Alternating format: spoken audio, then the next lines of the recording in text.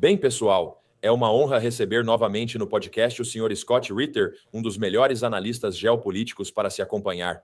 E Scott, uma curiosidade interessante para você e para todos os nossos espectadores, você tem, na verdade, o vídeo mais assistido deste canal, quando participou há alguns anos falando sobre o conflito entre Israel e Palestina. Esse vídeo teve mais de 3,5 milhões de visualizações. Estou animado por tê-lo novamente no estúdio para ouvir suas análises sobre o conflito com o Irã. Scott, bem-vindo de volta ao programa. Obrigado. Agora estou sob pressão, mas vamos ver o que dá para fazer. Ah, não. Sinceramente, só queremos ouvir suas análises. E sabe, Scott, vamos começar por aí porque acho que está muito claro que essa é uma guerra de Israel. Eles finalmente encontraram um presidente dos Estados Unidos que caiu na armadilha e entrou em guerra por Israel. Minha primeira pergunta é: vimos Israel esperando dominância militar, mas agora mísseis conseguem penetrar as defesas e atingir infraestrutura-chave do ponto de vista militar. Estamos vendo Israel e os Estados Unidos perderem o controle dessa escalada? O que estamos testemunhando é Israel e os Estados Unidos perdendo uma guerra e perdendo de forma decisiva. Estados Unidos e Israel sempre puderam lançar bombas para fazer alvos explodirem. Isso nunca foi questionado. Eles possuem tecnologias de ponta. Sabe, não precisa ser gênio militar para explodir coisas. Mas o que está claro agora, o que é? Estamos no dia 17 ou algo assim. As coisas que estão explodindo não estão fazendo o que deveriam fazer, o que significa retardar ou degradar, diminuir a capacidade iraniana de travar guerra. Os iranianos estavam prontos para tudo o que fazemos e sempre um passo à frente. Eu aposto dinheiro. Não tenho muito, mas aposto que não destruímos nada de significativo no Irã. Sabe, nós estávamos anunciando essa guerra há algum tempo. Quando eu era inspetor de armas no Iraque, isso veio depois da tempestade no deserto, e eu lutei na tempestade no deserto. Participei do seleção de alvos e avaliação de danos de batalha. E sabe, eu sei como a gente fazia, porque eu era o cara que fazia isso. Você analisava as imagens dos ataques e via se os critérios de destruição tinham sido atendidos. Temos um buraco no canto do prédio onde desejávamos? Sim. Há evidências de explosão secundária? Sim. E quero dizer, nós conferimos tudo e dissemos que destruímos tudo. E então, como inspetor de armas, fui ao Iraque e inspecionei todos os prédios que destruímos durante a tempestade no deserto, dizendo que tínhamos destruído tudo apenas para descobrir que não havia nada nesses prédios. Todos foram evacuados antes, mas os iraquianos trouxeram tudo de volta. Um general iraquiano me disse: Scott, Sr. Scott. Eles adoravam me chamar de Sr. Scott. Sr. Scott, vocês americanos são ótimos em explodir prédios, ele disse, e nós somos ótimos em fazer concreto. A diferença é que, quando vocês explodem um prédio, ele está vazio. Quando o concreto seca, recolocamos tudo e voltamos ao trabalho. Vocês não impediram nada. E é isso que está acontecendo no Irã agora. Se você acha por um segundo que eles deixaram seus equipamentos de produção de alto valor dentro de instalações conhecidas, depois que os Estados Unidos estavam dizendo que havia potencial de guerra, que estávamos movendo porta-aviões e aviões. Se você pensa que foi isso, tenho que um terreno na Lua para te vender. Vou te dar um bom preço, mas você vai comprar porque acredita em tudo e ela é minha. Esses prédios estão vazios, portanto, não atingimos o resultado. Isso indica que a recuperação do Irã será muito mais rápida do que se imagina. Eles só precisam construir os prédios, mas o que está dentro dos prédios, as coisas caras, estão sendo preservadas em um dos mais de 120 esconderijos diferentes que eles construíram dentro das montanhas. A instalação subterrânea de enriquecimento nuclear de Firdos, que Trump bombardeou durante a Operação Martelo da Meia-Noite em junho, originalmente ela não foi projetada para abrigar cascatas de centrífugas, era um esconderijo.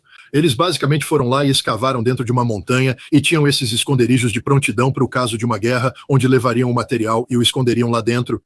Era um dos, como eu disse, 120 e provavelmente há mais que foram construídos para esse propósito, cada um deles ligado a uma instalação que está conectada a caminhões designados, projetados para pegar esse material e levá-lo para essa instalação. Talvez saibamos onde um ou dois deles estão e estamos desmoronando túneis. Esse é o bordão. Ok, então vamos desmoronar um túnel com equipamento de produção dentro. O equipamento de produção permanece lá. Um dia, o túnel será a própria empresa. Não estamos fazendo o que pensamos. Não estamos impedindo o lançamento de mísseis balísticos, pois eles continuam lançando diariamente com grande efeito. Essa campanha que planejamos só serviu para nos rotular como criminosos de guerra. Quero dizer, sabe, não só o assassinato de Ali Khamenei no primeiro dia com 6 mísseis. Isso é assassinato, aliás. Scott, ele é alvo legítimo de comando e controle apenas se houver guerra legítima. Quem declarou guerra? Não foi o Congresso, eles deixaram de lado. O presidente conseguiu que o Conselho de Segurança da ONU aprovasse uma resolução do capítulo 7. Sei que os críticos dirão, Scott, isso não é a Constituição. Odeio ensinar americanos sobre a Constituição, pois queria acreditar que já a conhecem bem. Mas a cláusula de supremacia da Constituição diz que quando assinamos um tratado, o presidente assina um tratado e o Senado ratifica o tratado por mais de 2/3, ele se torna a lei suprema do país. Você pode não gostar disso, eu não me importo. É a Constituição, a cláusula de supremacia, a lei suprema do país. Isso significa que a Carta das Nações Unidas é a lei suprema do país, vinculada a nós pela Constituição. E a Carta proíbe o que estamos fazendo agora. Só podemos entrar em guerra, segundo a Carta, se formos atacados pelo Irã. Explicarei isso em breve. Se o Conselho de Segurança entender que há ameaça iminente à paz e segurança internacionais que não pode ser resolvida diplomaticamente, autorizará o uso da força militar. Durante a tempestade no deserto, com autorização da ONU, formamos uma coalizão para libertar o Kuwait dos invasores iraquianos. Também tivemos permissão do Congresso, que se reuniu 4 dias antes dos bombardeios e aprovou resolução autorizando o presidente a aplicar o capítulo 7. Aqui, o presidente fez uma alegação meio fraca sobre a necessidade de um ataque preventivo. O problema é que ele nem consegue manter a história coerente, pois desde o início disse que os iranianos iam nos atacar. Eles iam nos atacar primeiro e nós tínhamos que atacá-los antes. Bem, o Pentágono foi ao Congresso e disse, isso não é verdade. Os iranianos nunca iam nos atacar primeiro.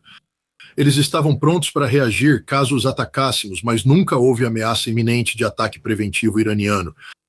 E assim esse argumento desmorona. Mas mesmo assim, qual é a ameaça? Nuclear, a gente ouve isso. J.D. Vance falou isso na Casa Branca, ameaça nuclear. Mas sabemos que não é uma ameaça nuclear. Como? Tulsi Gabbard, diretora de Inteligência Nacional, informou ao Congresso dos Estados Unidos no ano passado que não há programa de armas nucleares iraniano. Ela é a principal autoridade em inteligência. Esse é o consenso da comunidade, mas o presidente discordou e afirmou receber informações de Israel. E para todos os americanos isso realmente deveria te incomodar, pois nossa inteligência disse que não há nada. A inteligência israelense disse. Digo isso como alguém que acompanha a inteligência israelense há tempos. Em 2004, israelenses entregaram documentos falsificados à Agência Internacional de Energia Atômica, acusando o Irã de ter um programa de armas nucleares. Documento forjado. Os israelenses os forjaram. Eles parecem acreditar que esquecemos disso, porque em 2018 eles mais uma vez informaram o presidente Trump sobre documentos recém-descobertos. E quando pessoas como eu analisaram, vimos que era o mesmo documento que vocês tentaram nos vender em 2004, vocês só reembalaram a mentira. Mas desta vez eles tinham um presidente disposto a concordar com a cabeça. Saímos do acordo nuclear com o Irã, mesmo sabendo que não há programa de armas nucleares. Como sabemos disso? Steve Witkoff e Jared Kushner disseram isso. Eles acharam que condenavam o Irã ao afirmar. A primeira coisa que os iranianos disseram foi que possuem 450 quilos de hexafluoreto de urânio enriquecido a 60%. Eles nos ameaçavam com uma possível bomba. E eu fiquei tipo, não. Eles estavam dizendo para você que não tem uma bomba, entendeu? Porque essa é a totalidade dos 60% que a IEA disse que existia antes do bombardeio de junho começar. Eles afirmam que nada foi convertido, está tudo aqui. Tudo o que você precisa fazer é enviar inspetores para verificar, e nós vamos trabalhar com você para trazer esses inspetores. Então, os iranianos não estavam dizendo que tem uma bomba, ou ameaçando com uma bomba. Eles estavam dizendo que podem provar para você que não existe uma bomba. E eles conseguiram fazer isso. Então, se esse processo está acontecendo, você imediatamente elimina a ameaça iminente. Não existe ameaça iminente. Negociação. Não há justificativa legal para o que estamos fazendo no Irã hoje. Isso nos coloca na mesma página que outras nações. Por exemplo, veja os julgamentos de Nuremberg. O juiz Jackson, que foi o principal promotor, acusou os nazistas no julgamento de Nuremberg de guerra de agressão. Todos foram acusados disso e muitos enforcados até a morte por causa da guerra de agressão, considerado o crime de guerra supremo.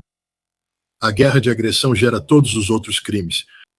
Agora cometemos uma guerra de agressão ilegal. Não temos autorização do Conselho de Segurança, não temos autorização do Congresso, não temos nem mesmo autoridade moral. Este é um ato puro de agressão, ou seja, estamos praticamente na mesma situação daqueles caras terríveis enforcados em Nuremberg. Esse não é um livro onde queremos ver o nome dos americanos, mas é onde estamos hoje. Pelo menos vença a guerra. Quero dizer, sabe, você é americano, pelo menos vença a guerra. Faça isso direito. Estamos perdendo essa guerra. Agora estou satisfeito. Digo, odeio dizer isso porque não desejo mal a ninguém, mas não deveríamos vencer essa guerra. Essa é uma guerra que está desestabilizando, sabe? Ele quis trazer... Um dos motivos pelos quais ele está fazendo isso é porque Israel mandou ele fazer. De início, nós, americanos, temos que dizer não, nós não trabalhamos para Israel, mas na prática seguimos ordens de Benjamin Netanyahu e vamos à guerra por ele. Mas ele também queria levar a cabeça do Irã com ele para a China e deveria ir ao país no próximo mês. Ele queria levar as cabeças da Venezuela e do Irã, jogá-las na mesa diante de Xi Jinping e dizer: eu sou Donald Trump, o conquistador. Você deve se ajoelhar diante de mim e tremer, de medo. Bem, Trump simplesmente disse: eu não vou para a China agora, nós vamos adiar isso, vai ser adiado por muito tempo. Por quê? Porque ele iria para lá como um tolo, um idiota e perdedor. E o pior de tudo é que isso tudo era previsível. Donald Trump pode sentar lá e dizer como ele faz agora, ninguém jamais pensou que eles fechariam o Estreito de Hormuz. Ele poderia dizer, ninguém jamais pensou que eles atacariam bases americanas. Ele disse isso, nós nunca pensamos que eles atacariam bases americanas. Ele diria, nós não achávamos que o governo deles iria durar. Não esperávamos que tivessem tantos mísseis, nem que pudessem dispará-los assim. Bem, isso é mentira. O presidente do Estado-Maior informou ao presidente que o Estado-Maior avaliou que os iranianos fechariam o Estreito de Hormuz e que a América não poderia fazer nada. Precisamos antecipar o fechamento. Se quiser liberar isso, terá que mobilizar cerca de 150 mil a 200 mil soldados. Precisamos entrar e tomar aquilo. Sem essas tropas e a capacidade de projetar poder, o Estreito de Hormuz será fechado. Ele também foi informado de que vamos ficar sem interceptadores defensivos. Ficaremos indefesos diante dos iranianos que não ficarão sem. Mísseis. Eles vão atacar todos os alvos, Israel e nossas bases. O chefe do Estado-Maior Conjunto disse isso a ele e ele contou tudo. Agora ele finge que não sabia de nada. Tulsi Gabbard, diretor de Inteligência Nacional, pediu uma avaliação do Conselho Nacional de Inteligência dizendo que não haverá mudança de regime. Se você matar Eli Khamenei, tudo o que vai conseguir é unir a nação em torno disso. Não há chance de mudança de regime. Ela mencionou os riscos para a economia global. Tudo foi informado ao presidente antes de ele tomar a decisão, que vamos perder esta guerra de forma decisiva, sem capacidade de vencer, pois todas as metas e objetivos são inatingíveis. Sim. Sim. Não, esse é o grande insight. Nas entrevistas, gosto de te dar espaço para compartilhar suas opiniões, que são incríveis e não aparecem na grande mídia. Por isso fazemos essas entrevistas. E eu quero te fazer uma pergunta sobre os mísseis que o Irã possui, porque ninguém entende de mísseis e de guerra tão bem quanto você. Então, quando olhamos para o arsenal de mísseis do Irã, os mísseis balísticos, hipersônicos, enxames de drones, quão capaz o Irã é, daqui para frente, de continuar o contra-ataque deles?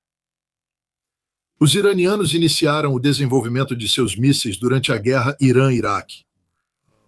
Os iraquianos tinham mísseis Scud de fabricação russa que eles estavam lançando contra cidades iranianas. Então, os iranianos foram até a Líbia e depois a Síria para adquirir, acho que na verdade, primeiro a Síria, depois a Líbia, para conseguir suas próprias capacidades de mísseis Scud.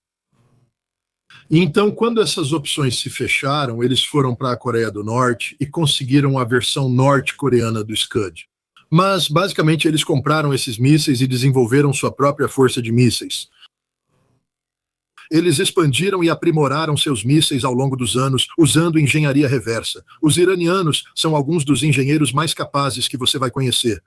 Eu me lembro quando estava conversando com os inspetores da AIEA sobre o programa nuclear iraniano. Um deles disse, Scott, o que você precisa entender é que estamos lidando com um grupo de cientistas nucleares, todos educados nos mais altos padrões possíveis. O Irã tem a maior porcentagem de teses de doutorado revisadas por pares na área nuclear do que qualquer outra nação do mundo, revisadas por pares. Isso não significa dentro do Irã. Isso significa publicadas na Europa e nos Estados Unidos, onde pessoas influentes estão revisando, e esses caras voltam aprovados em suas qualificações. Esses são os melhores cientistas do mundo, literalmente.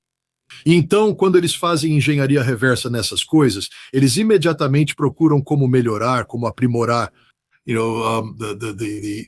o funcionamento de um motor a líquido, como melhorar a guiagem e o controle, como otimizar a fuselagem, todo esse tipo de coisa. Ao longo dos anos, eles construíram um míssil após o outro, cada um melhor que o anterior. Eles se veem diante da possibilidade de guerra com Israel e já na quarta geração de mísseis decidem produzir muitos deles. E assim fizeram. Há 20 anos construíram muitos mísseis de combustível líquido. Eles melhoraram isso e depois de novo.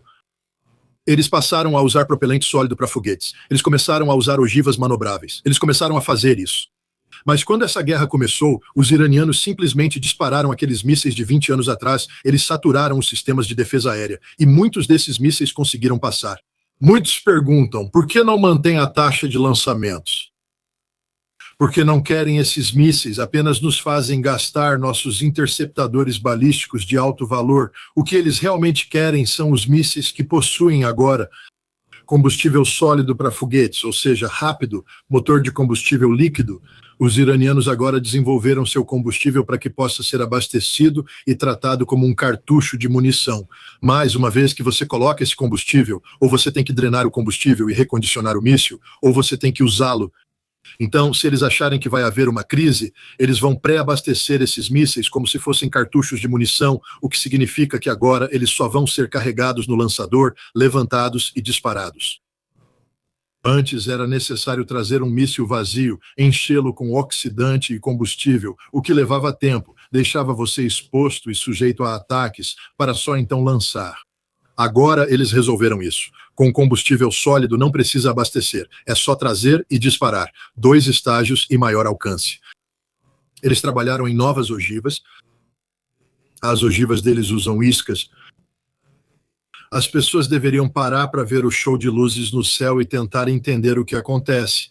Porque você vê um míssil chegando, liberando um veículo que carrega a ogiva e as iscas, e pode ver as iscas sendo lançadas. E você pode observar qual é o propósito das iscas, porque veja o que acontece quando as iscas são lançadas. Elas são lançadas para frente e ficam mais brilhantes. E toda a Domo de Ferro entra em ação e começa a interceptá-las. Agora eles começam a liberar outras ogivas. Eles as liberam em uma velocidade específica, e a primeira leva de interceptadores foi eliminada pelos alvos falsos. Eles liberam as ogivas reais e a próxima leva de interceptadores é lançada, obtendo uma solução de tiro. Essas ogivas então aceleram rumo ao alvo. Então os interceptadores vêm e tentam alcançá-los, o míssil vai e bum, bum, bum, atinge o alvo. Eles começam a manobrar já no início da aproximação, e isso pode ser observado. Não precisa ser uma manobra intensa, diferente das movimentações dramáticas da NASCAR Indy 500. Uma solução de interceptação é precisão, é uma bala atingindo outra bala. Tudo o que você precisa fazer é desviar só o suficiente para que a bala erre o alvo. É algo elegante, perceptível, com suaves curvas em S. E então, sabe, como só conseguimos ver 2 dimensões na tela, a gente não consegue ver o que está acontecendo lateralmente, mas está chegando. Está fazendo essas manobras que literalmente passam entre os interceptadores e então eles chegam, se orientam, bam, e atingem o alvo. Os sistemas de orientação deles impressionam porque muitos dizem que vão roubar tecnologia ocidental e poderíamos desligar tudo, já que usam GPS. Bem, eles descobriram como usar o GPS até certo ponto, mas também tem navegação estelar. Eles também têm seu próprio sistema de navegação por mapeamento de terreno, o mesmo que usamos com o míssil de cruzeiro. Eles usam vários sistemas de navegação nessas ogivas que acertam todos os alvos. Eles criaram ogivas para vários alvos. Se precisam destruir um abrigo reforçado de aeronaves, tem uma ogiva específica para isso. Se precisam destruir um bunker de comando ou atacar com precisão um prédio onde está o agente de inteligência, possuem ogivas específicas para cada situação. Então, eles literalmente têm hoje esse cardápio completo de mísseis. E basicamente eles se levantam, olham para isso e dizem: quais alvos vamos atingir hoje? Bum, bum, bum, bum. Ok, este míssil vai para cá, este míssil vai para lá, este míssil vai para cá, este míssil vai para lá. Fogo, lançar. E todo dia eles fazem isso de novo. Estes são alguns dos mísseis tecnologicamente mais avançados que existem. O Areshnik é algo impressionante. Os iranianos têm uma versão do Areshnik. A ogiva não é tão grande, mas é uma ogiva que chega em velocidades hipersônicas, se solta e então libera essas submunições para saturar e devastar uma área. Então, os iranianos têm um dos programas de mísseis balísticos mais avançados de todo o mundo. E nós estamos muito atrás do Apollo. Só para lembrar rapidamente, o sistema de mísseis Patriot 3 que está lá fora não está derrubando nada. Ele derrubou alguns dos mísseis antigos, mas é um sistema que está ligado à tecnologia dos anos 70. Estude a história do Patriot. Antigamente eles tinham algo chamado, acho que Nike Hercules e o sistema Sprint Spartan, sistema de mísseis, os radares que eram usados para isso. E a Raytheon, e todo mundo construíram essas coisas a um custo altíssimo, mas depois desistimos. Assinamos o tratado ABM e dissemos, não vamos mais fazer isso. Eles disseram, e agora? Temos toda essa tecnologia. O que fazemos? Alguém foi ao exército e sugeriu, por que não pedem para construirmos um interceptador de mísseis de campo de batalha? Todos disseram, ok, vamos pedir para vocês. Eles responderam, então vamos adaptar essa tecnologia. Ou seja, pegamos tecnologia dos anos 70 e a adaptamos. Ou seja, essa tecnologia dos anos 70 foi feita para neutralizar mísseis da mesma época. Agora estamos adaptando ela. Conforme adaptamos, os mísseis ficam melhores. Agora temos um sistema incapaz de derrubar os mísseis atuais. Então entramos em um ciclo de atualizações de software e começamos a atualizar o software. Durante a Guerra do Golfo, estávamos sempre atrasados. Uma atualização de software atrás dos mísseis rudimentares lançados pelos iraquianos.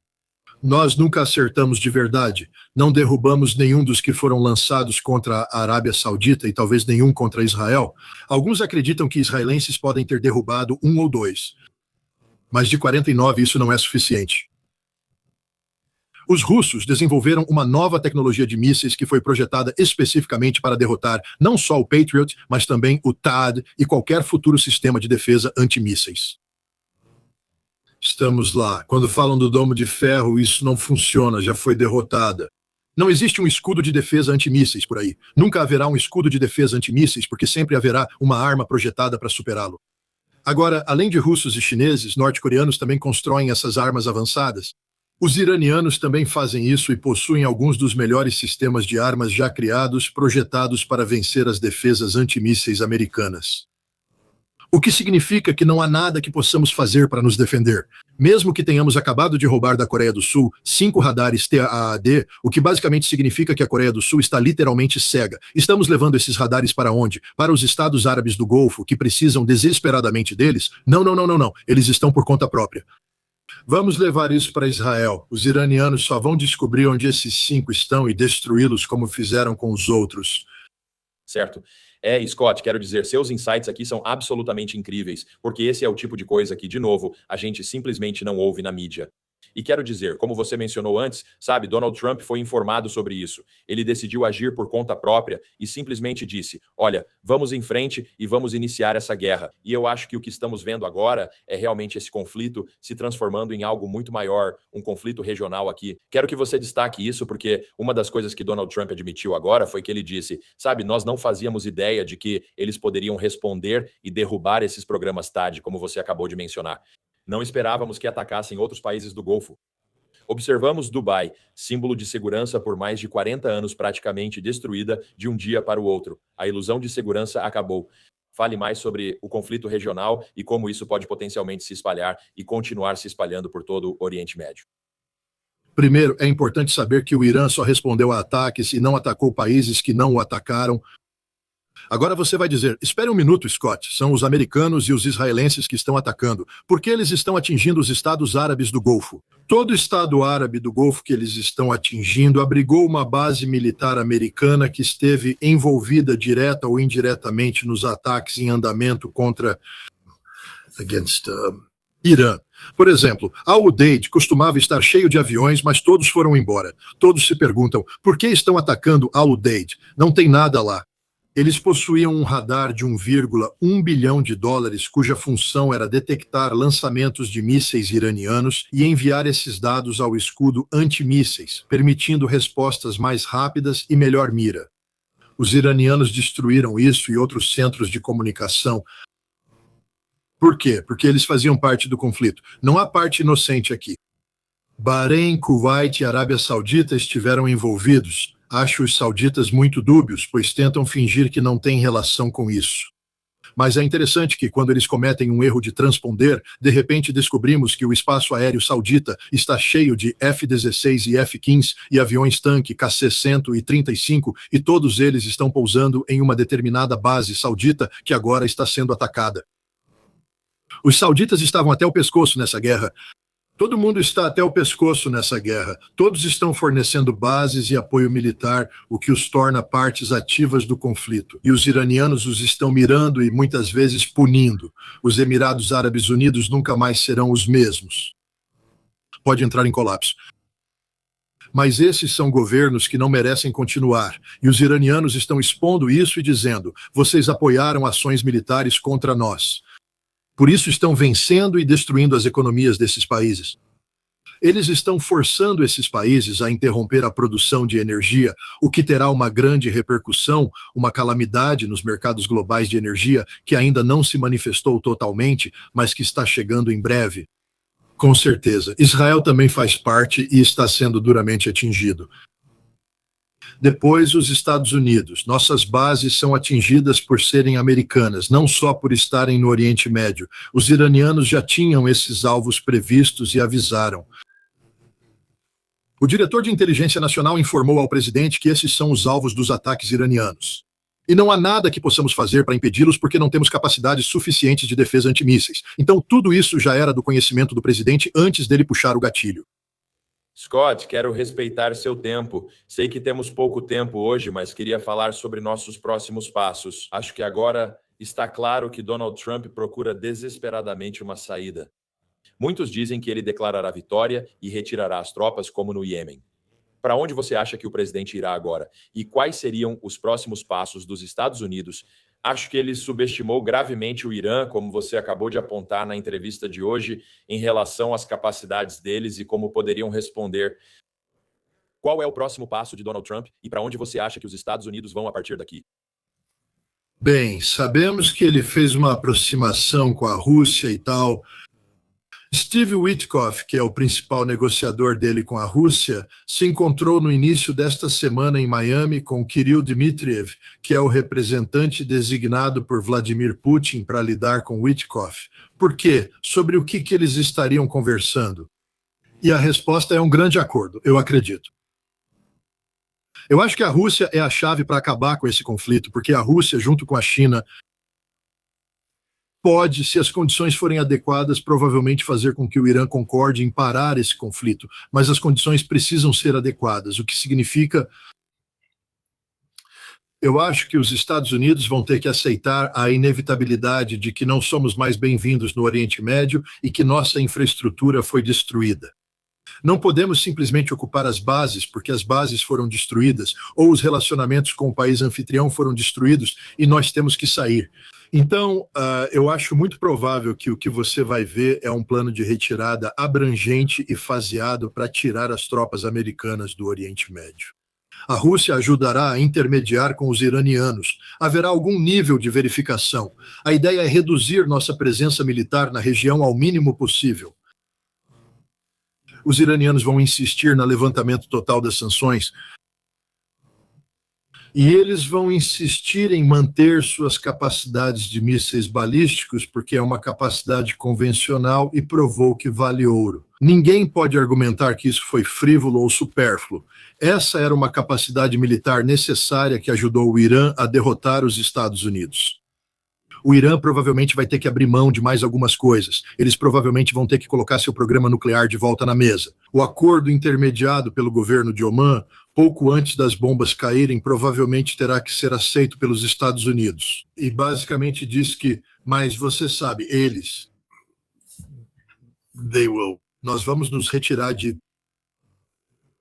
o acordo nuclear. Os Estados Unidos aceitarão o acordo nuclear que prevê que o Irã bloqueie todo o acesso a caminhos para armas nucleares. E nós vamos aceitar isso. Esse é um bom acordo que o presidente consegue vender. Então, o que eu acho que vamos ver é um vigarista fazendo o seu trabalho. Acho que você verá o presidente dizer: venci a guerra. Acabou, nós vencemos. Causamos danos inéditos, afundamos a frota deles e fizemos tudo.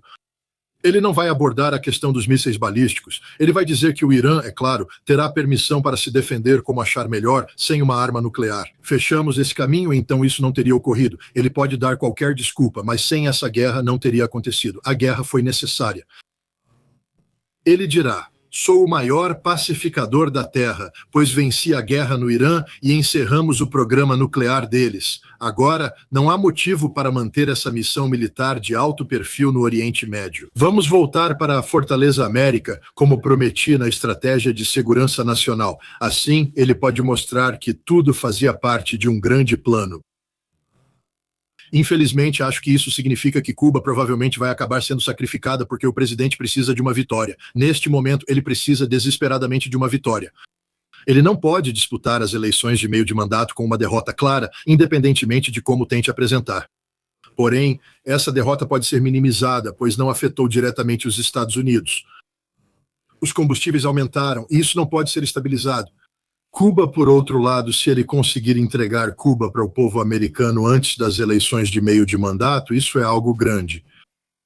Você já começa ganhando a Flórida. Você ganhará mais estados, pois alcançou o que nenhum presidente fez: remover o regime cubano. Então, eu realmente acho que há potencial para um grande acordo aqui, que a Rússia pode intermediar com a ajuda da China. É garantia disso? Claro que não. Acredito que é esse o caminho que seguimos. Ouvi tudo que o presidente disse e procuro pistas de que ele vai declarar vitória. Como ele define essa vitória é outra questão. Mas ele vai declarar vitória. E então eu acho que, ao invés de insistir e reforçar as posições dos Estados Unidos na região, ele vai nos retirar de lá e dizer: eu sou o pacificador. Eu fiz isso, eu criei a paz, eu consegui esse resultado. E acabou. Então é isso que eu vejo acontecendo. Sim, Scott, obrigado pelo seu tempo. Onde podemos acompanhar seu trabalho? Você tem canal no YouTube ou Substack? Diga aos nossos espectadores onde eles podem acompanhar seu trabalho brilhante. Obrigado pelo elogio. Acesse scottritter.com para ir à minha página no Substack, onde há banners no topo, inclusive do meu canal no YouTube. Tenho vários podcasts e outros projetos. Além disso, vou compartilhar informações sobre eles, como minha viagem à Rússia na sexta-feira. Acabamos de falar sobre esse grande acordo. Vou me reunir com russos influentes para discutir isso. Então, meu objetivo é plantar uma semente de pensamento na mente da elite russa para talvez ajudar a facilitar isso. Como americano, preciso que essa guerra acabe, pois é ruim para nós. Se os russos ajudarem a terminar, ótimo. Também falamos sobre resolução de conflitos. Eu vou para a Chechênia e vou tentar entender o que aconteceu entre os chechenos e os russos que permitiu que eles passassem de duas guerras onde se odiavam para onde estão hoje, aliados próximos, trabalhando cada vez mais juntos. O que aconteceu que permitiu que isso acontecesse? Qual é o milagre checheno? Como você o define? Como você o apresenta? Precisaremos disso na Ucrânia, entre Ucrânia e Rússia, e também entre Estados Unidos e Irã. Precisamos de modelos de resolução de conflitos para nos inspirar.